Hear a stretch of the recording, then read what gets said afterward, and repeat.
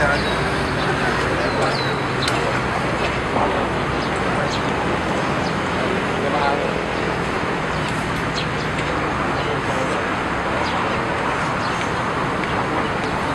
rasmi kepada SPRM mengenai beberapa bukti yang mengaitkan Rosmah bin Mansur dengan kemasukan belian yang bernilai 24.4 juta tanpa cukai.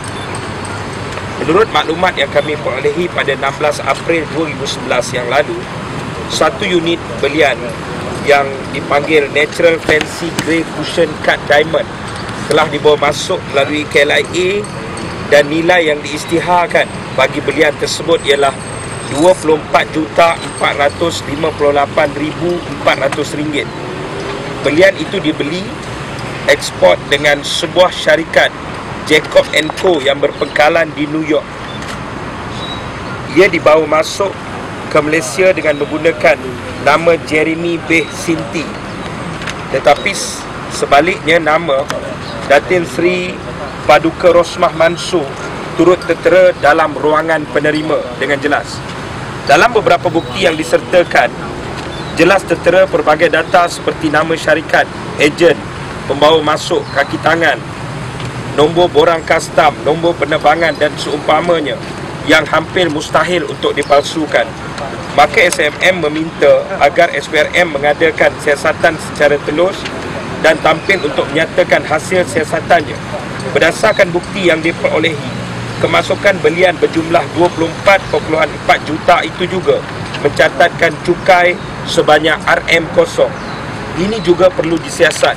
Adakah suami individu yang dinamakan di atas menggunakan kuasanya sebagai Menteri Keuangan untuk memperolehi cukai kosong itu? Jadi hari ini kita tampil bersama dengan beberapa bukti yang kita telah dedahkan sebelum ini dan yang kita akan serahkan kepada yang kita rasa not worth it untuk kita dedahkan dulu kepada awam. Kita serahkan kepada SPRM. Tetapi yang jelas hari ini ialah kita mendesak SPRM untuk tampil menyatakan hasil siasatan mereka kepada umum, kerana ini melibatkan bukan sedikit jumlah wang rakyat Malaysia. Tertera di dalam apa yang antara kita ada berapa lagi yang kita nak bagi dokumen, tapi antaranya ialah barangan itu Natural Fancy Blue Grey Cushion Cut Diamond. Jelas tertera cukai yang dibayar adalah kosong. Jumlah harga nilai barang tersebut yang diisytiharkan RM24,458,400 dan RM400 Malaysia, dan tertera di ruangan importernya nama Datin Paduka Seri Rosmah bin Mansur. Saya juga mendedahkan dokumen yang sama dalam blog saya, yang setelah kita buat beberapa carian, hampir mustahil untuk kamu match penerbangan, nama pegawai kastam yang bertugas, nama importer, nama pegawai yang membuat pengisytiharan dan sebagainya. Dan SP ini tiba masanya SPRM untuk tampil ke depan. Ini mengingatkan kita kepada negara jiran kita yang pernah dihancurkan oleh seorang wanita pertama yang bernama Imelda Marcos. Kita tidak mahu lagi negara kita cukuplah dengan rakyat yang terseksa.